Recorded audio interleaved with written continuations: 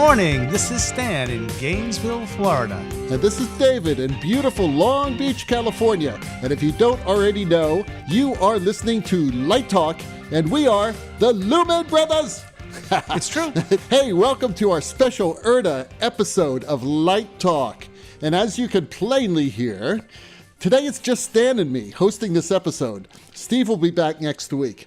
Well, today we are going to focus on URTA, or the University Resident Theater Association. And Stan is going to tell us what URTA does for the education of future theater artists and introduce our special guest today. Hey, I will. So here I go, and everybody now pay attention if you don't know.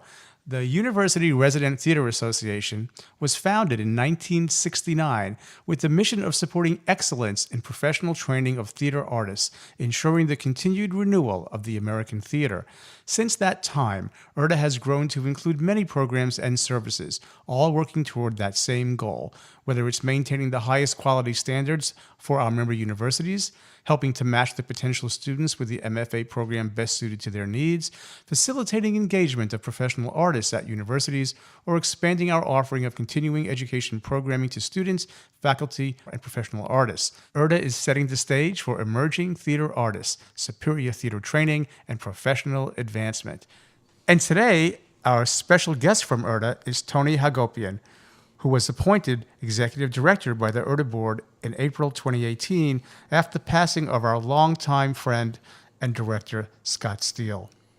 Hagopian has been with URTA since 2012, most recently as Business and Communications Director, where he led an expansion of the Artist Engagement Service and helped launch a number of new initiatives, including the URTA Candidate Awards and Career Outreach, as well as leading URTA's collective bargaining with the Actors Equity Association.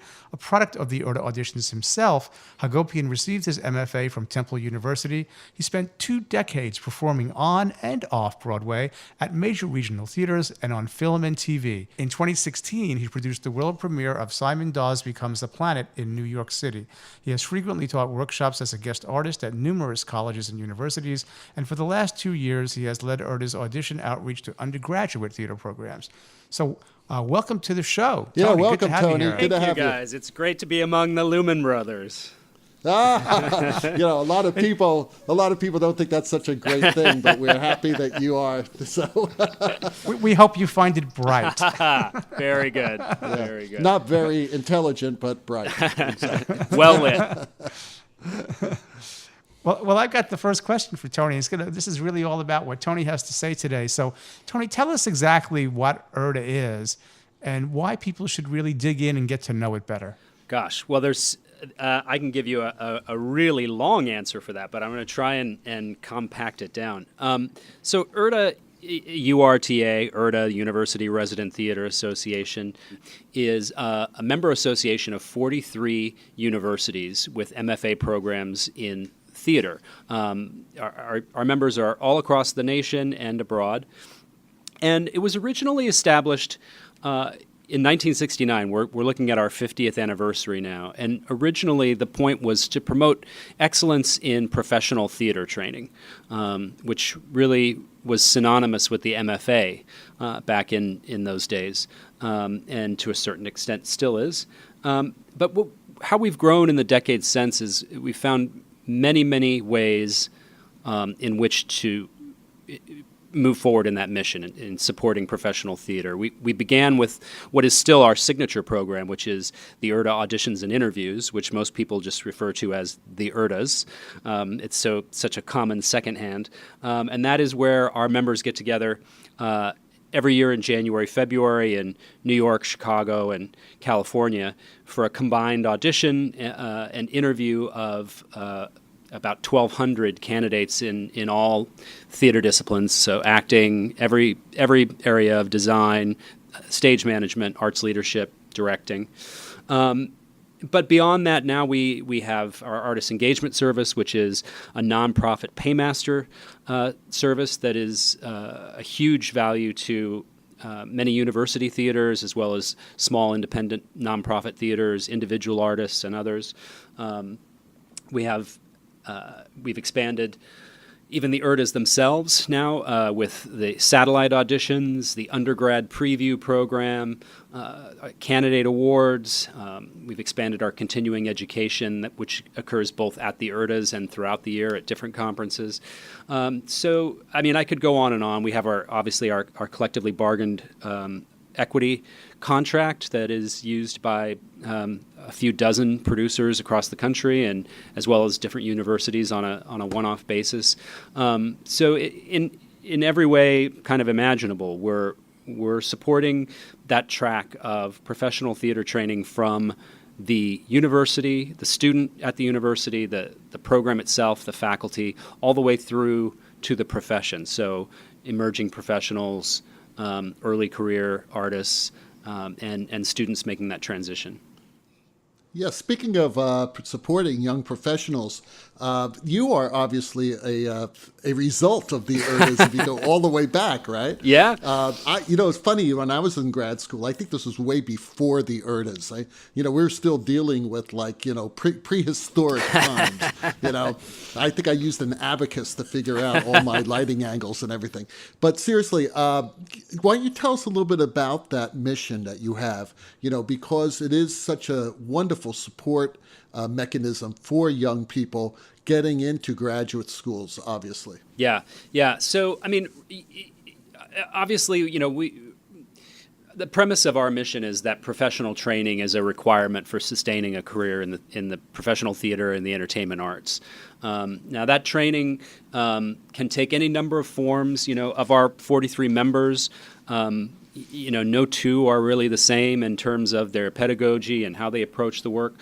We obviously have a lot of criteria, baseline criteria that we hold them to in terms of quality and outcomes and things like that. But how they go about it is very different. But the thing, like I say, the premise that holds there is that professional training is really a necessity. So what the URTAs does, the Auditions and Interviews program, is really make that training accessible to candidates that are looking for grad school. If you're someone who's saying, I'm at a point where I'd like really, intense conservatory-based training in lighting design or set design or directing.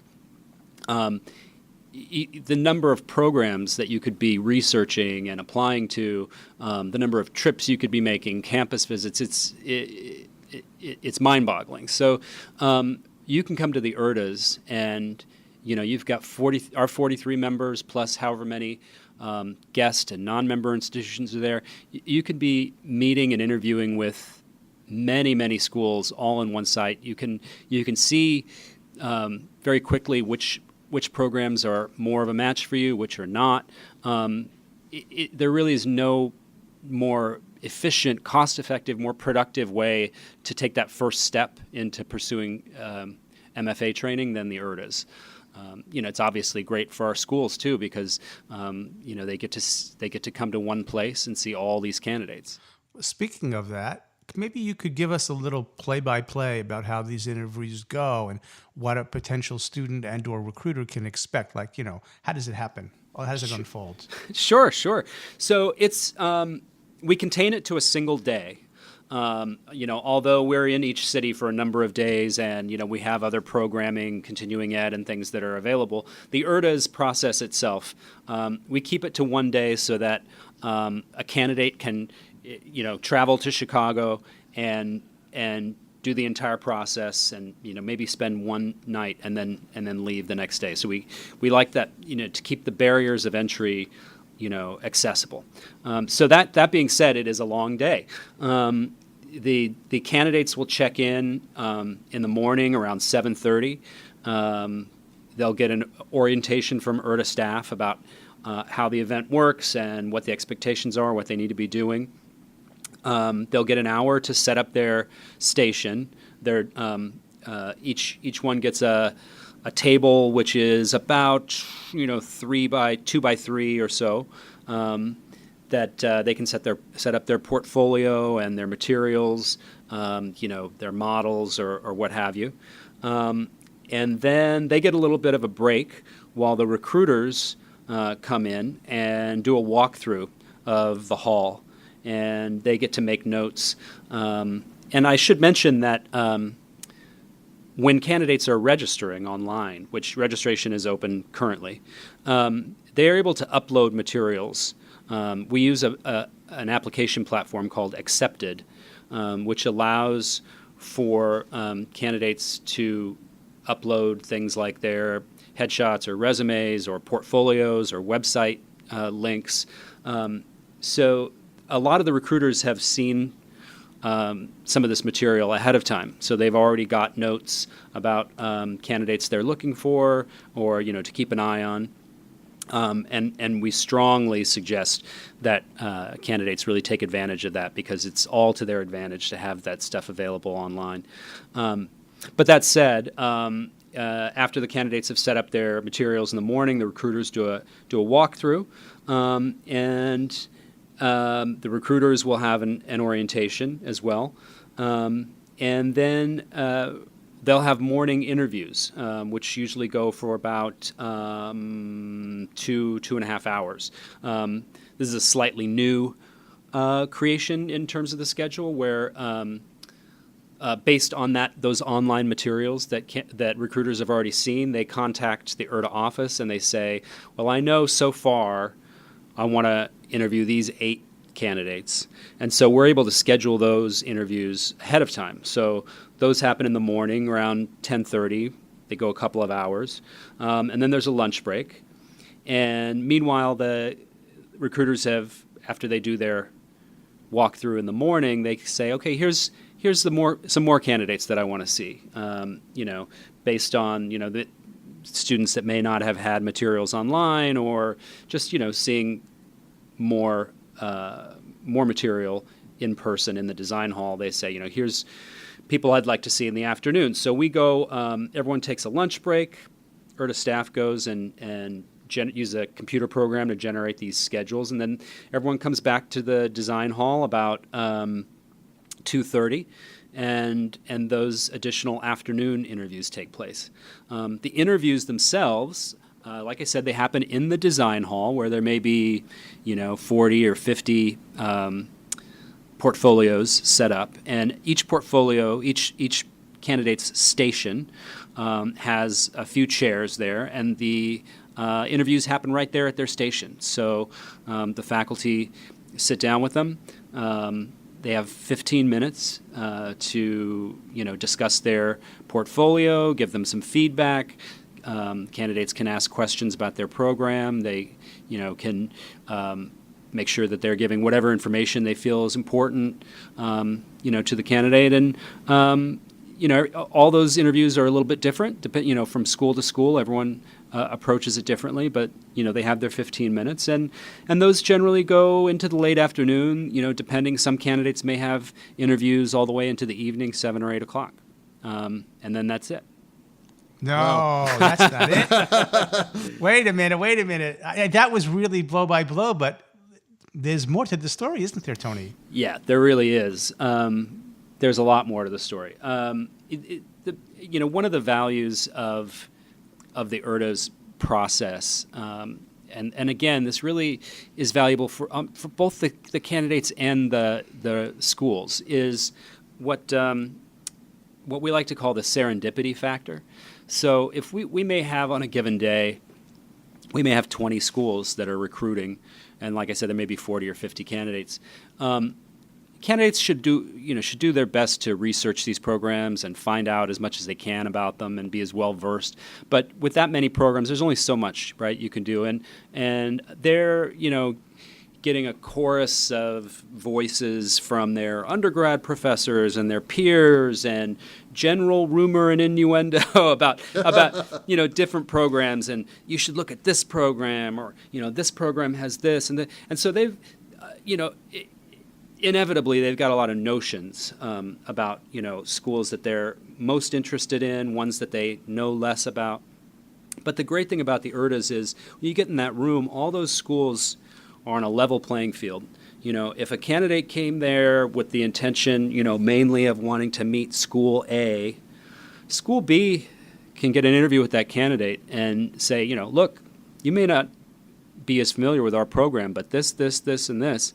And very often that candidate's mind is blown. They say, oh my gosh, I had no idea. And I mean, this isn't just, anecdotal. This is like, this happens all the time in acting and design, directing, where a candidate says, I ended up going to such and such university. Before the URTAs, they weren't on my radar, but when I met with the recruiters at the URTAs, it was everything I wanted. Or I didn't even realize what I wanted was blank, but when I met with so that's really, the kind of hard to measure, but I think most important, valuable thing about the URTAs. That's a really good point. I know that, from a recruiter's point of view, and I've been doing URTAs, oh God, this is frightening. 28 years I've been doing URTAs. And that's really frightening. But and it's developed quite a bit. But also, from a recruiter's point of view, this does happen all the time. I work now with California State University Long Beach, and a lot of students never even heard of our program.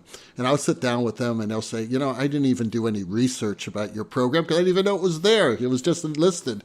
And then all of a sudden they say, wow, that's really interesting. You're absolutely right. So I was going to ask you, what advice would you have for students who are preparing for the URTAs, as far as doing the research about the schools, as far as, asking questions, when they finally do meet the recruiter? Yeah, that's great. One thing when we do our career outreach where we'll go out to undergraduate classes or interns and apprentice groups at different theaters, and we talk about grad school and the bridge to the profession. And one thing that they always ask is, well, should I go to grad school? How do I know if I'm ready? How do I know if it's time? And I think the answer to that is the same answer to your question. The first thing that you have to answer is why. Why do you want to go to grad school? Why do you think you need to go to grad school? What is it you want from grad school? You need to answer that, and that can change. It's not like you answer it and then you're locked into something. But you need to start with an answer to that, because that's going to inform all of your research from that point forward. If you want to be a costume designer, you're thinking, I want to go to grad school for costume design. What is it? What skill set? What do you need to learn? What skill set do you need to develop? Is it, I'm very creative, but my technical skills, my drafting, I need to learn more. Then you need to look at a program that has, drafting and drawing and that kind of stuff as part of the curriculum. If maybe your drafting and stuff is excellent, but your technical skills, you figure, well, I want to be a designer, and I know in my early career I'm going to have to probably be hands-on building some of this stuff, but I don't know my way around a sewing machine, whatever it is, I'm pulling stuff out of the air. But you need to know what it is you're looking for. So then when you launch into research, it means something, and it's not just a wave of faculty bios and financial aid numbers and stuff, but you're looking at it in some kind of context. And then that said, you need to do as much research as you can. We have on URTA.com, we have a list of all our member schools that hyperlinks to their department's webpage, and that's a great place to start. Certainly with our programs. I would definitely look at, the things like faculty bios. Who are you going to be learning from? Especially in an MFA program, you're going to spend 3 years, probably all day, every day, with some of these faculty who are going to be your mentors. They may be the people that bridge you into the profession. So try to learn as much about them as you can. What kind of work will you be doing? Does the program lean more towards just classwork? Do you get a chance to work in production, or vice versa? Is everything seem to be production focused with not very much, studio time? Do you need a balance of that? There's not necessarily a right or wrong there. Again, it goes back to that. What are you looking for? Why are you going? But that's all stuff to research. As you were talking about the why question, I was thinking, tried to put myself in the shoes of a potential student. There's sort of like the difficulty, I think, is knowing what you don't know. Yeah. Right. And I think for young people, it's hard to know what they don't know. So, it's sort of like exposure to theater, reading the trade magazines, scratching your head. I do a thing now. I think I got this from Steve, or I don't know who we stole this from. But when my students come on the first year, we do a list and say, let's make a list of the things that you don't think you understand well now. And then we're going to revisit that list in your final semester and see if we got it. Oh, that's great. So in a way, I wish we would do that at URTA. It's like, I would like students to come with a list. These are the things I don't know.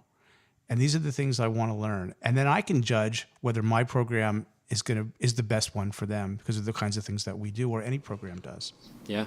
Yeah. Right. And that's really interesting what Stan just said, in the sense that when I go to URTA, my primary goal is not to recruit for my school.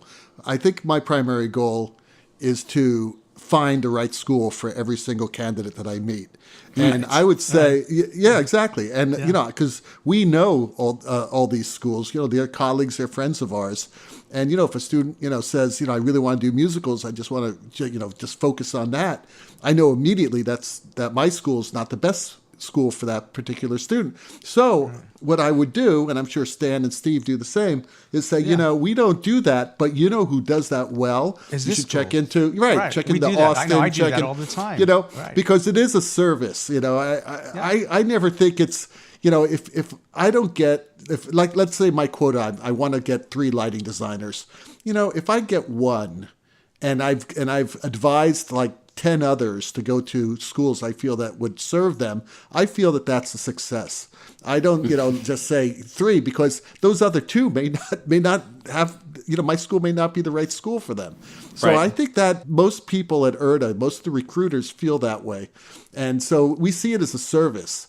And I think, URTA has, education is a big part of URTA. And I was going to ask you, throw you another question we didn't send you. Sure. But, one year, I think this is where I met Stan.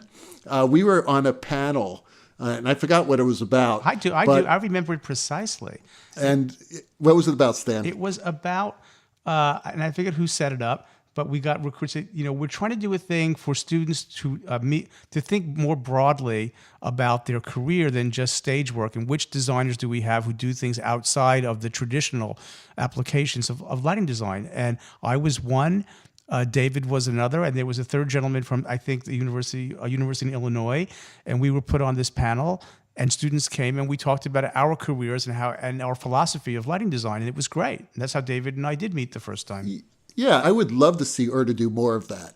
I mean, because I think that's an educational opportunity for these students. A lot of them come from very small towns. They may never have met a lighting designer other than their lighting teacher and their, their undergraduate school. It's a great opportunity. And I know, speaking from my colleagues who go to URTA, that we just love doing it. And it'd be great if there was time in the schedule to do more of that. What do you think, Tony? Absolutely. I mean, we have, over the last 3 years, we've really kind of expanded the continuing ed side of the URTAs to about as much as the schedule can currently contain, and then now we're looking at how can we expand the schedule. But there's at least something every single day, and it, especially in Chicago where all of the design technology recruiting happens, we try to program it focused on who's there that day. So if it's primarily a costume day for candidates and recruiters, then the continuing ed will be focused on costume issues or costume professionals, something like that. But yeah, we certainly are trying to do as much and more of that as we can, and we're also our continuing ed program I mentioned earlier, it spans beyond the URTAs.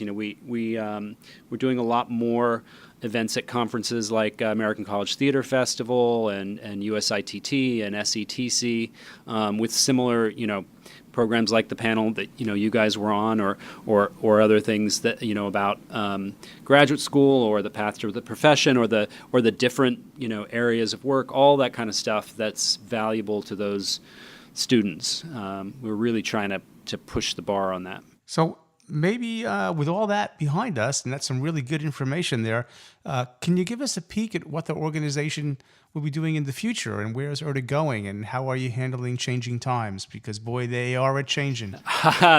They really are. Certainly, you touched on it a little bit, Stan.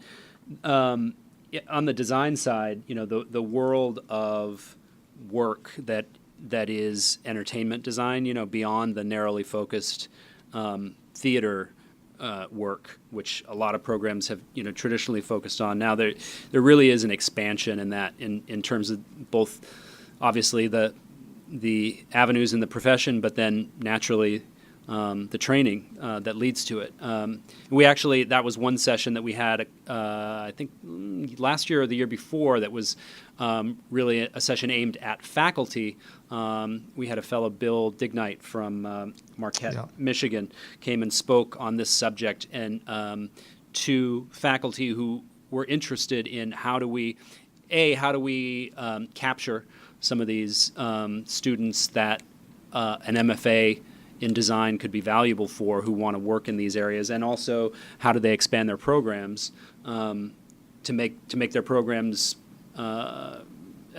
both appealing and useful for that type of candidate. But so that's something that, as an organization, we're always trying to do what we can to enable programs to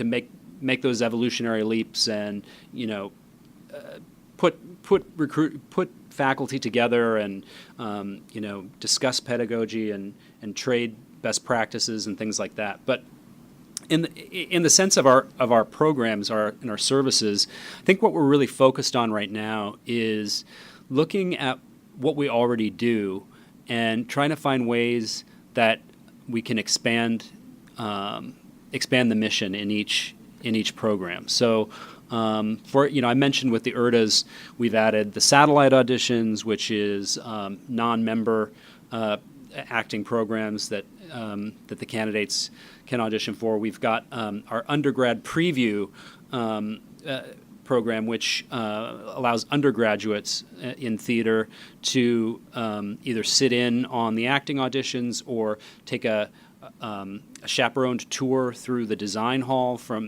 led by one of our URTA design faculty, that kind of sort of narrates for them the graduate process and expectations and how to do a portfolio. So it's really sort of prepping undergrads for that transition to grad school. We've added a job fair, which started last year digitally. Like I said, all the candidates are able to upload all this material now ahead of time, and they can, on their registration, they can opt in to making those materials available to producing companies that may be looking for summer hires. So all that material is available to those companies, and then this year we have a couple that are coming on site to either attend the auditions or have a table in the design hall. So that's another aspect of another way we're expanding an existing program to further the mission. Our artist engagement services, which has been around for a long time and was originally created for university theaters that didn't have a way of contracting professional artists, or needed to have a payroll service that took them on, because they couldn't be employed directly through the university, those sort of bureaucratic issues. We've really taken that and expanded it hugely in terms of the types of clients now that we're servicing. We even have a lot of individual artists now who are using it either for acting work or for designers on a project basis.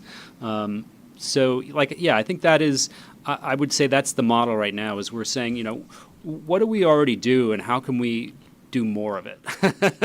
Yeah, that's great. Yeah, very cool. Now look into your crystal ball and let's look at the future. What challenges do you see URTA facing in the future, like 5-10 years down the road?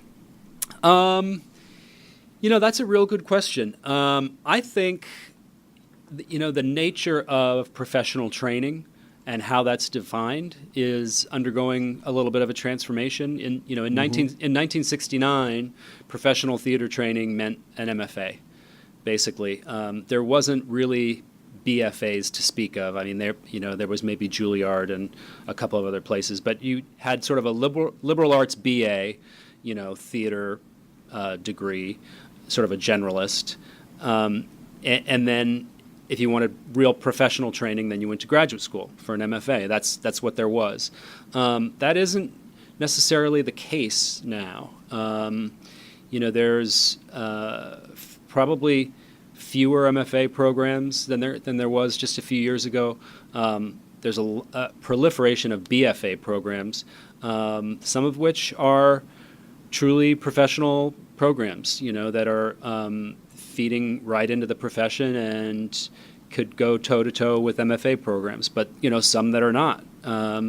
And this definition of what is professional training, I think, is a question for URTA, since our mission is supporting that kind of training, is something we'll have to continue to look at and answer, because I think that's a real change in the landscape right now. So, since we're in crystal ball world, and maybe not specific to URTA, but and this is maybe a good question to wrap on, is in a macro sense, I get the feeling that entertainment in general is really going through an upheaval, and I think academia is going through an upheaval. From where you sit, what do you see in terms of the maybe URTA's mission, and just from your vantage point, in terms of the tremendous change that's happening in so many different ways? What things stand out to you? Well, it's interesting because I agree with you. All this change is plain to see. You can't argue with it. But at the same time, I think in a lot of ways it's that case of the more things change, the more they stay the same. So, there may be all kinds of new avenues of work for designers, doing, international concerts and worship design and things like that. Actors may be creating their own, devised work and working on streaming platforms and things like that. So, the outlets are changing and maybe the skill sets are evolving. But the bottom line is, as a whether you want to call it a theater artist or an entertainment artist, that professional training component really is still a necessity. You even see some of the most successful sort of like YouTube personalities or online personalities are actually graduates of quality theater programs. Absolutely. People don't necessarily know that. It's not a question. Right. There is a sort of a notion that a lot of people have, even within the theater industry, of nowadays any no talent jerk just gets a cell phone and blah blah blah. But I don't think that's really the case. And the medium changes and the outlets are evolving, but that training is still a necessity, and that's URTA's mission. So in that sense, I don't think we're going anywhere. I think what we really need to do is keep our eye on the ball with what our members are training students to do and how they're doing it, and are they up on best practices and current technologies and things like that. But the basis of what we do, I don't think is really going to change that much. Okay. Well, I wasn't necessarily just speaking about URTA, but the profession at large. Yeah, well, I mean, certainly, it cuts both ways. I mean, there's so many changes, but the main thing I think you see is the loss of the gatekeeper. So certainly from an actor's point of view, the idea that you have to wait around to get cast in something is not necessarily the case any longer, and I think that's the case for people in other entertainment disciplines too, whether it's design or directing. Well, certainly like film directors, it used to be so prohibitive, access to film and a steam back and, all that kind of stuff. Now, with digital shooting, it's really, it opens it up to so many more people. So you've got that, but then, the flip side of that is it creates a torrent of content from which you have to somehow rise above to be seen. I think you said a very interesting thing there. Maybe that's the title of the episode, is the loss of the gatekeeper. That things were sort of cracked open in a way from a recruitment standpoint in ways they were not. As the world is flatter, to quote Tom Friedman in that wonderful book. So that gatekeeper loss that's a paradigm shift right there. Yeah, and It's interesting you mentioned that how that plays into recruitment, because I think that is, URTA's been around for 50 years, and I think, over that time there's, there's been an ebb and flow over the value of combined recruitment. I think obviously it's always leaned toward, that's a positive thing. But there have been moments, I think, where people say, well, maybe if we go off on our own, we'll have some kind of value of being, independent or something like that. But, with, like you say, with the loss of the gatekeepers, I think the trend right now is for everyone wants to get in that room, that level playing field to say, like, look, you can, there's so many, with the internet, you can do a lot of research, you can learn about a lot of programs, and so it's really necessary for a program to be in that URTA room or what have you, as this sort of critical mass of programs. So, Tony, do you have any final words for our listeners? I would say just a couple of things that I would love to make sure get out there. We offer a candidate award, which is basically free registration for the URTAs, as well as free attendance to all continuing ed at the URTAs. And currently, that is offered to all candidates in sound design, as well as arts leadership. So if you're thinking about attending the URTAs as a sound designer, there's really no reason not to do it, because it's free, essentially. You just have to get yourself there. And I would also point out for students registering right now, there is a checkoff on the registration where they can pay it forward. They can make a small donation to the Candidate Award Fund, which is matched dollar for dollar by Vertigo, one of our sponsors, and that will go towards funding future candidate awards. And I just want to make sure that everyone's aware of that. Well, Tony, thank you so much for being on Light Talk today. Yeah. And before we end, I want to give you a personal thank you and everyone at URTA for changing that insane early morning Bums jump Rush. starts. Hated those. We called it the Bums Rush. I hated it. I wouldn't do Personally, I saw 3 people killed during that because, all the young people can do it. But now being an older person, I cannot compete and I get run over. But thank you so much. Just because you were in that walker, David. But, I wanted to say with jump starts, what I did? I stayed late. I never did a jump start. And I figured if I am the last person the guy sees, and they're delirious. Remember me, and they remember me when they're bleary-eyed. So I had to work harder. So I don't appreciate the fact that you made me work harder, but I turned it to my advantage. But I'm glad they're gone. So thank you so much. And You're welcome. Thanks for making your way down to Light Talk Central in the swamps of Gainesville to talk to us today. Hey, guys, that Hammond organ solo in the background tells us that once again, you've spent another morning listening to Light Talk. You can hear us on iTunes, Spotify, Google Play Music, iHeartRadio, SoundCloud, Libsyn. Oh my God, tune in just about any other podcast distributor out there. And be sure to follow us on our website, lighttalk.org, and Light Talk Facebook group page. And subscribe to our podcast. That way you will not miss a second of Lumen Insanity. And speaking of insanity, no guarantees are offered regarding the accuracy of any statements or opinions on this podcast. And remember, we brought the lawyers back. So if you do take us seriously and you decide to litigate, the law firm of Tungsten, Phosphor, and Filament will defend us until our retirement funds are completely depleted. Light Talk is written and produced by the Lumen Brothers, coming to you from Long Beach and the swamps of Gainesville. Swampy land. Light Talk, broadcasting questionable lumen and recruitment knowledge around the world. So we'll see you all next Saturday morning. Bye-bye from Light Talk, and thanks, Bye-bye. Tony. Wait, thank you, Tony. Thank you. See you in January. Yep. In the cold. Chicago.